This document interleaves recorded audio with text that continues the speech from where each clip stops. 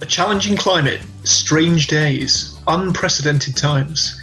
However we choose to describe it, there is no doubt that the coronavirus has brought upheaval and disruption to global society on a level that many of us have never experienced before.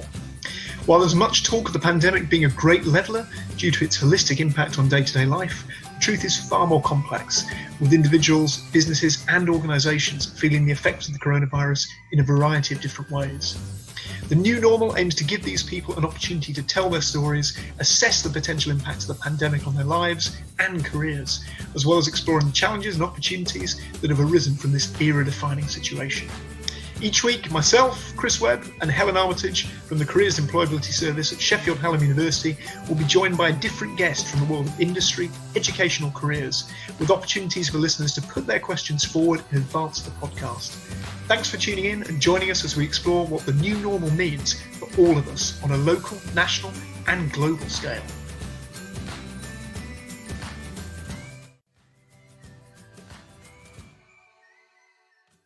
Good morning, everybody, and welcome to episode 3 of The New Normal. I'm joined, as always, by my co-host, Helen Armitage. Helen, how are you doing this morning? Very well this morning, thank you. How are you, Chris? Yeah, I'm pretty good. Sun's shining, which is always a plus. We're joined today by the project consultant for Gradconsult, Ellen Logan, who's also the candidate engagement manager for the RISE programme. Ellen, how are you doing today? I'm very well, thank you. How are you both doing? Very well, thanks. Yeah. Good. So we're going to start with, I suppose, a throwback to our last episode and a new feature we're going to try and keep doing, which is balancing the gloom and living up to our catchphrase of never more than 50% gloom by talking through a couple of positive things that have happened to us during the week or that we've seen during the week. So Helen, starting with yourself, any kind of positive things to share?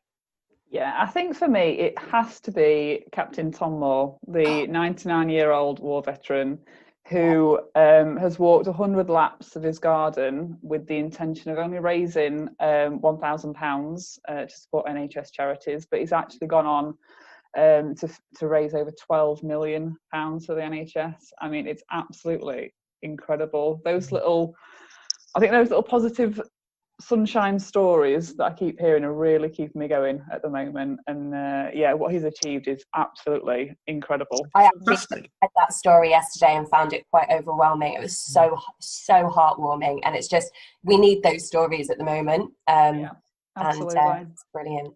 Yeah, absolutely. I think we're seeing, quite a few sort of companies and individuals stepping up and doing different things. I think mine this week would probably be Deliveroo. Deliveroo have started paying for online courses for families of their delivery drivers to kind of help people upskill, which I think Deliveroo have often got a bit of a bad rep, and so perhaps this is long overdue, but good to see. So and as you say, Ellen, yeah, really important that we do keep having this positive news alongside it as well. Anything for yourself personally this week?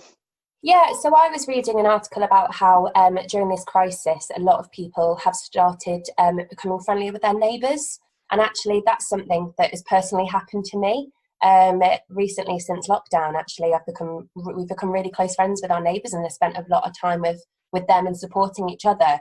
And I think that local community, having that kind of tight local community, is incredibly important at the moment. And I think that's such a lovely thing to come out of this. Actually, spending more time at home, you get to know the people that you're living around and support one another. So it's lovely that that's happening elsewhere, but that's also happening in my own community, which I feel really, really happy about. Fantastic.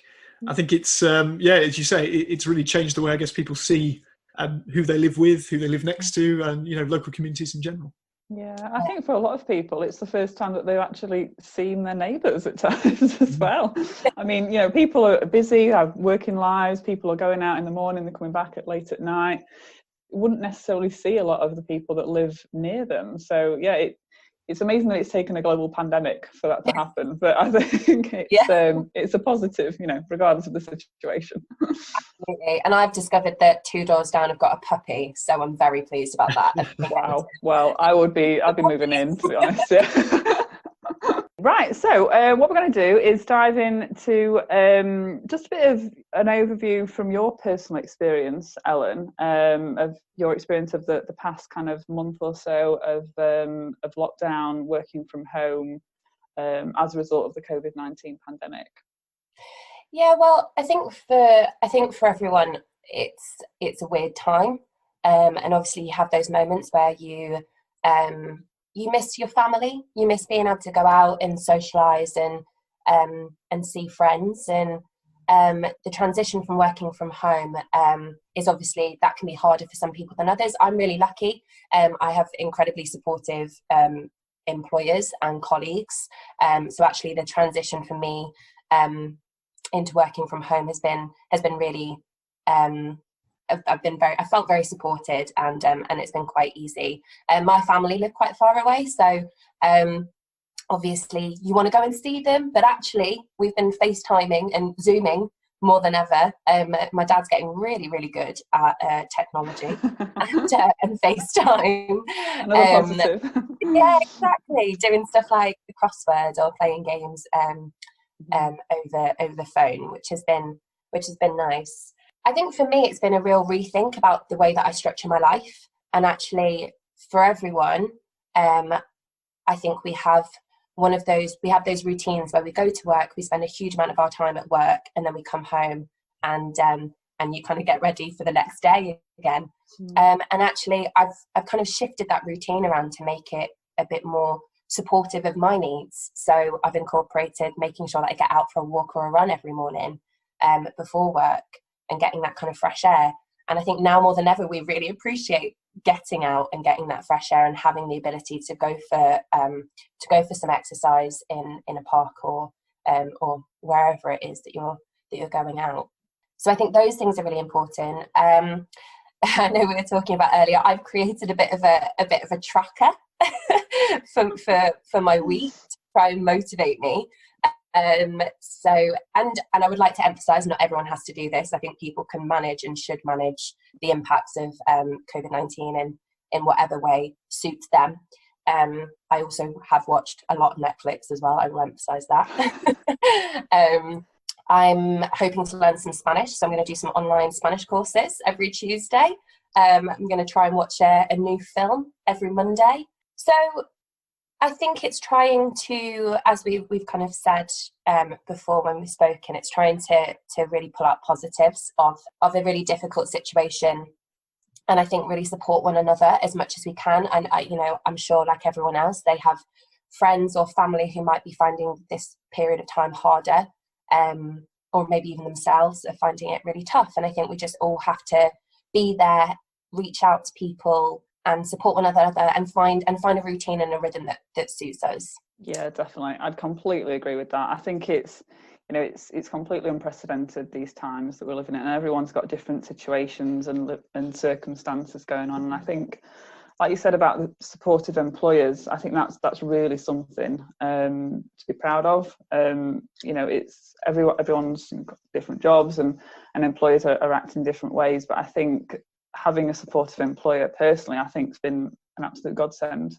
And I think from what you're saying as well, Ellen, particularly with your kind of job and being involved with talking with quite a lot of small and medium enterprises, I guess you're probably seeing quite a lot of the differences between how industries have been affected, but also I guess how employers are reacting to that. So I think this provides a really nice context, I guess, for us moving on to some of the discussion points that we came up with. So without further ado, I guess I'll pass back over to Helen, and we'll start going through perhaps some of those discussion points, particularly around the SME side that we've talked about previously. Yeah, so like you said there, that we're seeing a lot of SMEs face a really difficult time at the moment. It's really heartbreaking to see a lot of SMEs going through such a rough time of it because of the current COVID-19 pandemic. So can you give a bit of an overview about what local SMEs have been going through? Yeah, so I think when we talk about the impact that COVID-19 is having on businesses, especially at the moment, we have to be really mindful that this is it's all anecdotal. So obviously the actual kind of the data isn't necessarily there quite as of yet.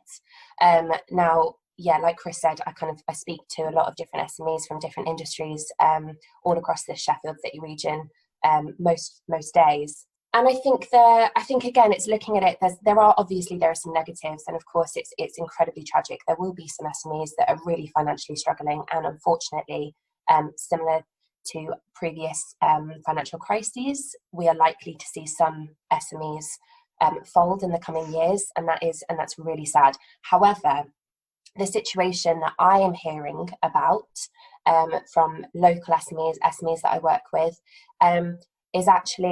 it really emphasises just how agile and flexible SMEs can be, and by their very nature, by the size, they have that ability.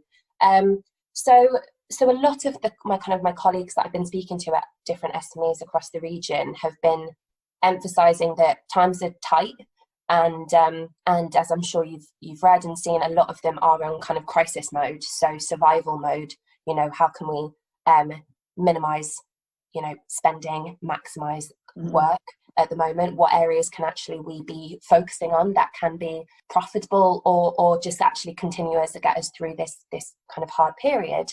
And an example, I suppose, was a colleague that works in engineering, and obviously he was telling me about how, and obviously all of the work on construction sites that can't go ahead at the moment. However, their design work is booming at the moment. They've got so much work on. So I suppose that's a really good example of where one area of your work it might be kind of dwindling a little bit at the moment due to the restrictions, but actually thinking about what other areas of work can we focus on, can we do at the moment to really try and come out of this as strong as possible. So I think everyone is really just like SMEs do. I think they're getting their heads down and thinking, how can we work as effectively and efficiently as possible? And I think my employer, obviously I work for an SME in the Sheffield region, and I have to say I've been incredibly proud of my business, of our business.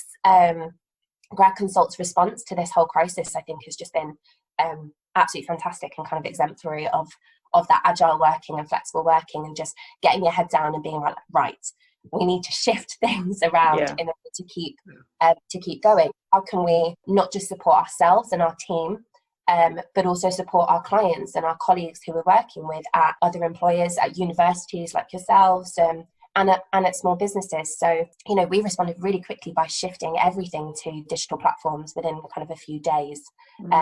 So everyone just got their heads down and worked really hard to do that. And actually, rather than thinking we can't get through this, we thought, no, we are going to get through this.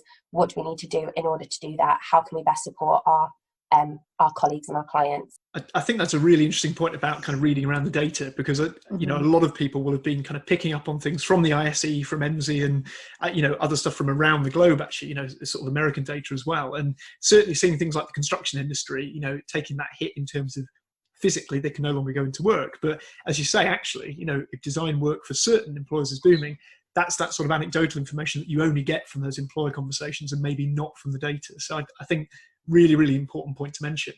And as you mentioned as well, obviously, as an SME, as Gradconsult are an SME, you've had some sort of adaptations of your own to make. And I suppose this leads on quite nicely to the RISE scheme itself. So the RISE programme within the Sheffield City region, which I think maybe might be useful for our listeners just to explain a little bit more about before we talk about it in more detail. Yeah, of course. So the RISE project's a collaboration between the two universities in Sheffield, so Sheffield Hallam yourselves and the University of Sheffield, Sheffield City Council, and the business community. Gradconsult support the delivery of the project, and it receives European Regional Development Fund funding as well. What RISE looks to do and does very well is bring together talented graduates who want to work in the Sheffield City region with small, medium-sized enterprises that are based in the Sheffield City region. So all across the region, there are a number of fantastic SMEs that work in wide-ranging industries. And there are a number of graduates who want to work for SMEs. So we know that a third of the graduate population will end up working for an SME. And so RISE wants to tap into that. We want to support the graduates in reaching those small businesses, and we want to support the small businesses in recruiting those graduates. Unlike a lot of bigger organisations, small companies don't always have the same resource or time to reach out to those graduates to attend careers fairs and other recruitment events. So the RISE programme, through the council, through the universities, and in this instance Gradconsult as well, we work to support the businesses in reaching those graduates, and we support the graduates in informing them about the benefits of working for a small business. So I work with a number of a number of graduates, and we deliver presentations and workshops on the benefits of working for an SME. And as somebody who graduated from the University of Sheffield, has worked for several SMEs, and now works on Rise, I think working for an SME is a fantastic thing. And I think it has real benefits to graduates. Graduates generally come out wanting to work hard and to have an impact. The graduates I speak to, those are primarily the things they're looking for when they want to start their career. And often those are the types of things you can get in a small, medium-sized enterprise. You can get that exposure, you can get those opportunities from day one, where you could be working one day with another graduate, and the next day you're working with a managing director or a chief executive. So I think SMEs give graduates really wide-ranging skills and opportunities. And obviously for SMEs, bringing in graduates is fantastic for their business. You've got people coming in who have just graduated with loads of energy and new ideas. And that's a fantastic thing for small companies to have. So that relationship's really, really important, and Rise basically brings that together. So it's a brilliant project, and it's incredibly successful. I'm really proud to work on it. And I would encourage any graduates or businesses who may or may not be listening to the podcast, hopefully they are, but if you are interested in Rise, please feel free to get in touch. And so would you say, there's obviously been quite a lot of changes in general for the employers involved in the scheme. What have some of the changes been for yourselves as the recruiter? So we were due, before the restrictions came into place, we were due to have a week of physical assessment centres. So we had 100 candidates that were due to attend assessment centres, and we were running assessment centres every morning and afternoon. Now, we, as an organisation, follow the news very carefully. Obviously, it's very sensitive times, and we want to make sure that we're fulfilling our duty of care to candidates as well as ourselves, of course, our team. And we made the decision, thankfully a few hours before it was made for us by the government, to transfer all of the physical assessment centres to a digital format. Now, for us, we didn't want to delay the process because ultimately, my job as the candidate engagement manager is to try and support candidates into getting really great jobs, and that's what we want to keep doing. And we didn't want to delay that process for both the candidates and the businesses. So within kind of a 9-hour working day, we transferred all of our materials into a digital format, contacted all the relevant candidates, and as of the next day, the Tuesday, we began a week's worth of Rise digital assessment centres, which 100 candidates took part in.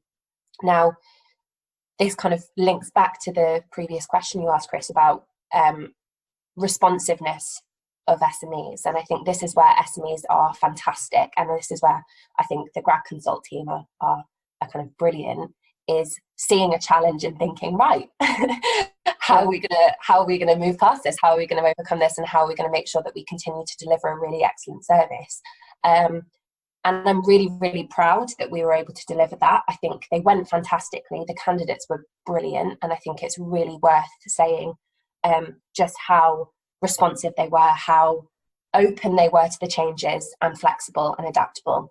And all of those, as a recruiter, are really important skills to see. So I was incredibly impressed with the candidates and the way that they dealt with the situation. And I'm really pleased that actually we had fantastic outcomes in terms of how candidates performed, but also in terms of feedback from candidates. I was really keen to see how their experience was, to make sure that we, continue to provide and deliver a good service.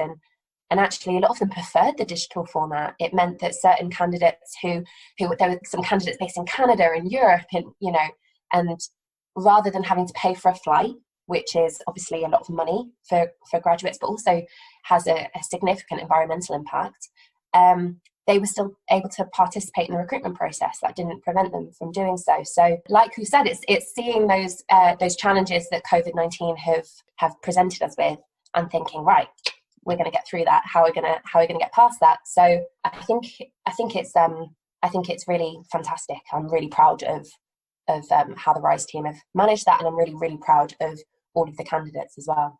I think it's great to hear that, that was really great to hear for candidates as well. And I think a lot of careers professionals and sort of educators in schools, colleges, universities, and elsewhere, be very kind of keen, I suppose, to start putting together resources about online recruitment and what this looks like. I mean, are there any sort of key takeaways from what you've done yourself with the RISE programme that you think would be worth sharing with either careers professionals, educators, or students and graduates? Absolutely, and actually we've started, we've kind of moved all of our courses and sessions online, and actually we started delivering sessions to universities, working with university colleagues on digital assessment centre simulations and digital assessment centre training. I think it's really important for businesses and recruiters like ourselves to share that information and insight with our university partners. Interestingly, a lot of the candidates didn't find the experience significantly different, and I had a lot of the feedback was actually I felt more comfortable. I was in my home,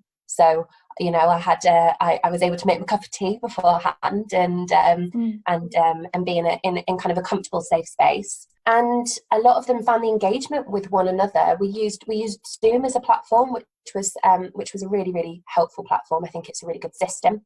If you have bigger groups, you can also do breakout rooms as well, which is really beneficial if you're doing assessment centres. But actually, you can see everyone on the screen, and everyone felt that actually the engagement, the interaction wasn't significantly different to physical face-to-face interaction.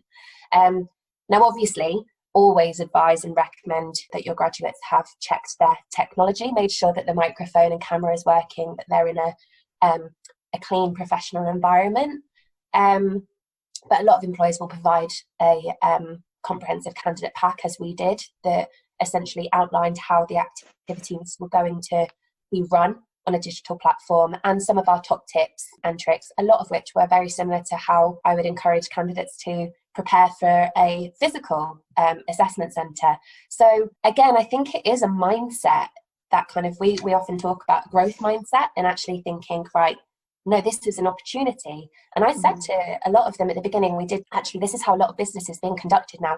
And it's very likely after this crisis, a lot of business will continue to be conducted in this way. So do see this as an opportunity for you to learn as well, and try and enjoy it. And our feedback was absolutely fantastic and really demonstrated that they did. Yeah, brilliant. It is absolutely incredible to hear. And what I find interesting now is that you've spoken a bit about the growth mindset within students. And it's really great to hear that that's being kind of implemented at that stage. With that in mind, that kind of growth mindset is within the business sector as well, with a lot of SME kind of founders, owners, they have that mindset as well. So with that in mind, and diversification as well of businesses, for a business to diversify in a tough economic climate is kind of key really for getting through that tough economic climate. They might have one product or service and they might shift it when the economy changes to keep thriving and keep growing. So have you heard about any diversification going on within local businesses within the Sheffield City region?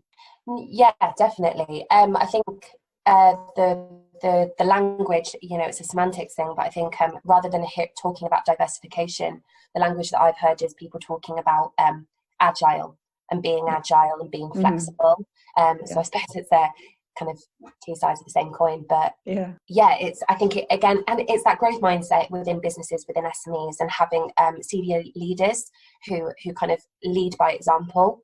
I think I'm very lucky to work for for an SME with a managing director who really lives and breathes agile, flexible working, an approach to working, an approach to the business and moving her business forward, which is brilliant to see. And I think I've heard that a lot from colleagues. I was speaking to another colleague who we work with through RISE, who works in recruitment, and again she said actually she has a fantastic managing director, female managing director, who similarly, when all of this was happening, they sat down, they said, right, how are we going to move forward? How are we as a team collectively going to move forward? What ideas have we got? Let's throw out any ideas. And I think that's a fantastic way to do that. Actually, it shouldn't just be top down with an SME, and SME working patterns very rarely are top down. Most of the time, and this is one of the real advantages, I think, of working with an SME, you might be working alongside your chief exec or your managing director on a project. You have that ability, and I think you have therefore that ability to influence. And I think that's a fantastic sharing of ideas and skills. Our company, we're a team of 9, and everyone's background's completely different. You know, I did a politics degree. I've got colleagues that did history, who did law, who did biology, who've done sport, who've run cafes. You know, there's so many different kind of experience levels within that, that when it comes to something like this and you give people a platform to say, right, how are we going to move past this? What ideas have you got? How can we implement them? Go. It gives us that opportunity. And so I think that's happening a lot within the SME community. Yeah. It will need to continue to happen. Obviously, being realistic, not everyone, like I said, not everyone will have that opportunity, depending on the industry they're working in. But I think a lot are looking to do that, which is a testament to the SME community, especially in the Sheffield City region. Yeah, no, definitely. And I think as well, in terms of diversifying agile working, being quite flexible and that growth mindset, that is something that I think students and graduates now more than ever really do need to adopt, that kind of mindset and that shift in working and learning and developing. So what advice would you give to students within higher education at the moment and the graduates of 2020, 2019 who are quite new to the world of work and starting in what is probably the most difficult economic climate that any of us have ever experienced? No pressure on that question. I have the answers, don't worry. I think just like you said, Helen, widen their horizons. Actually, graduates at the moment, the thing that I'm really conscious of is that us as HE professionals really need to be supporting graduates and students as much as possible from a wellbeing, mental health point of view. I think that's incredibly important. A resource I would direct any graduates that are listening to this is Student Minds. Fantastic resource. They do brilliant work. But my biggest piece of advice is be flexible. Like right now, you know, as you've said, we're in completely unprecedented times, and not getting a job or having job or recruitment delayed is not a testament to your ability. None of this is an indicator of your performance or you as a graduate, you as a student. And I think that's a really important thing to emphasize is don't take anything to heart. None of this is you. None of us know what's going on. Yeah. You know, even the people that advise us on the data, people don't know what's going on at the moment. Everyone's trying to look for patterns in data, speak to people as much as possible to know. So therefore, as a graduate, you can't be expected to get your dream job in this climate. So I would say be flexible. I say this to graduates anyway, but be flexible in terms of your horizons. If you have an idea, this is what I want to be, actually, it's probably worth adapting that right now because you're not necessarily going to be able to find an opportunity in that area. You might do, brilliant, but not necessarily. So actually be flexible with the way that you're looking for work. Think about other areas that you might not have thought out of before. And I know normally I don't encourage free work. I think graduates who do work should be paid for it. However, as we've said, these are very different times. And I think if you have the ability, if you are kind of, in a position where you're financially secure enough, I would encourage you to volunteer. Actually, right now, there are a lot of businesses around that really need support and really need that advice and information and knowledge. Graduates are full of knowledge. They're coming out, and a lot of them, they're at the forefront of information of that area or industry. Yeah. So share that, find a way to share that, reach out to employers and say, actually, how can I help? Do you need me to volunteer my time for a couple of hours a week? Look online. I know there's plenty of of charities and organisations that are looking for similar things. So I would really encourage candidates as much as possible to volunteer their time. Actually, if there are certain areas, if you've got a local deli that are doing work, but actually they need a bit of support, why not reach out to them? And know that none of this is indicative of your ability. Actually, like a lot of businesses are in survival mode, I think the whole country's in survival mode at the moment. So actually, I would really encourage people to help one another, reach out to help and reach out to businesses and see how they can help.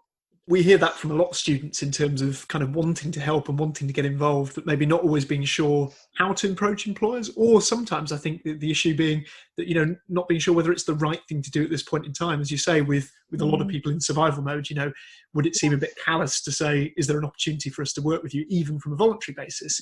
I mean, from that standpoint, I guess, you know, as someone who worked for an SME, how would you sort of feel about kind of young people, whether they were sort of students or graduates, reaching out and kind of making that offer? And is there anything that maybe would help a student or graduate to perhaps, I don't know, maybe make their kind of speculative approach a little bit more impactful from that point of view?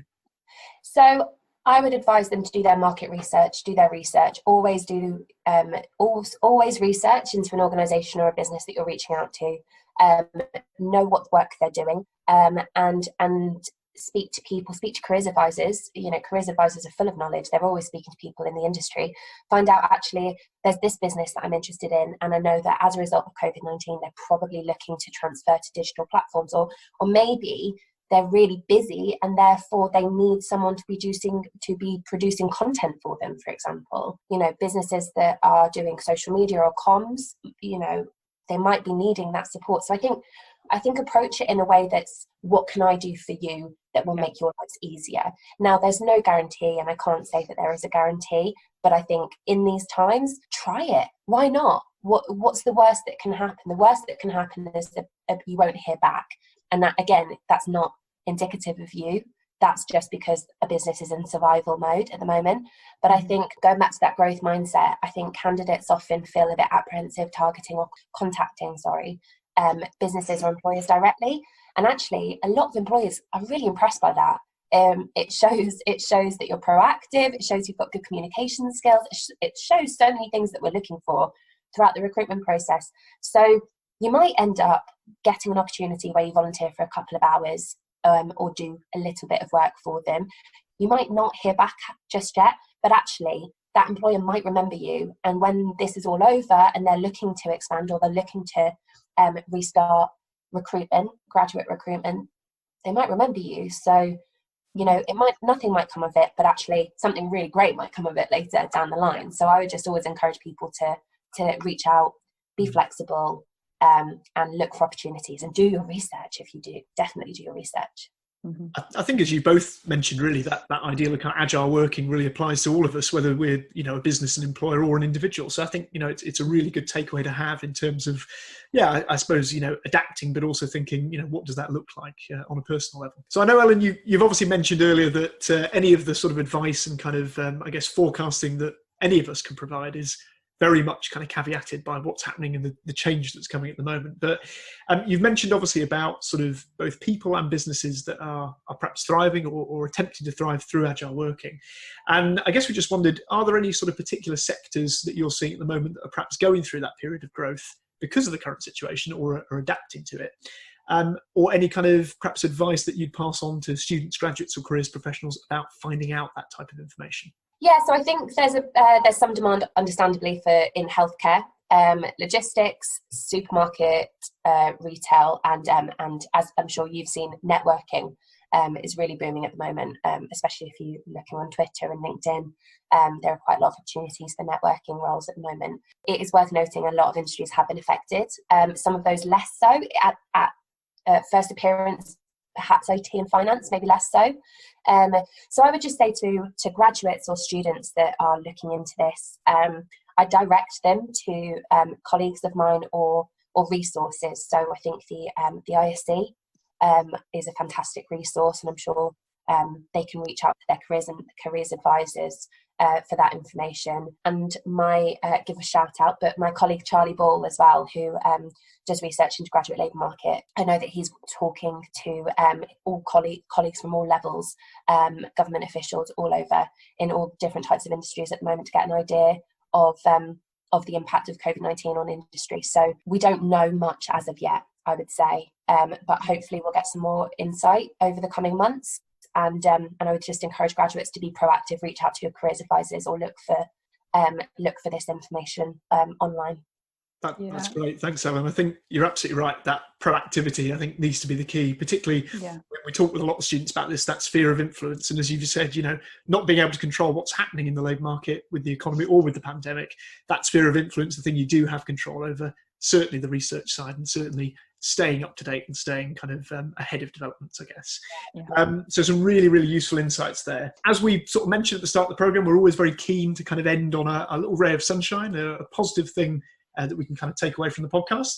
So with that in mind, what would you say would be maybe your one piece of advice, and you've given us quite a lot already, for either sort of careers professionals, job seekers, or other interested parties in terms of, I guess, staying agile when it comes to the current pandemic and moving through it? I think that growth mindset is really important. I think at the moment we have to be forward thinking. I think a knowledge and understanding of digital recruitment is going to be really important for careers professionals and graduates at the moment. So actually understand how, if recruitment is going to be going ahead, how it's going to be run, the kind of platforms that are going to be run, the kind of information that will be shared with your graduates and your students, and how these activities will be delivered. The type of activities. I think it's staying on top of that knowledge of how it's going to be going ahead, as well as patterns in recruitment, and as most of you do, following HE sector data advisors and such as the ISC, such as Charlie Ball, keeping an eye out for those. In terms of moving forward, and I think for graduates, I think for a lot of them, they feel it's doom and gloom at the moment. But actually, my managing director, Rebecca Fielding, did a fantastic LinkedIn post about this. And she is kind of the eternal optimist, which is a brilliant thing to have at the moment and really important. But looking at the way that COVID-19 will positively affect the work environment. And I think moving forward, we're going to see more of a focus on environmentally friendly, sustainable working practices. I think we're going to see more flexible working practices. And I think we're going to prioritise physical mental health much more so in the working environment. So I think it's knowing that actually it feels tough at the moment. Keep speaking to your careers advisors. I didn't go to my careers service at university, and then I've ended up working in careers for a while and then working in HE, and I regret that. It's amazing how many careers professionals will tell you that as well. Yes, I'm definitely one of those people. Yeah, the university I went to, they were there. I mean, I obviously know now that there is a cracking careers service at the university that I did my undergrad at, but at the time that I was there, never went near them. Never went near them at all. Really embarrassing to say that, but yeah. I know. Like you, I regret it as well. Yeah. We all have that disclaimer, don't we? Those who work in HE. But I would just really encourage graduates to reach out to their careers service, because all careers professionals at the moment are doing their best to reach out to people in industry, in government, in businesses, to find out what's going on and to find ways to support their students and graduates as much as possible.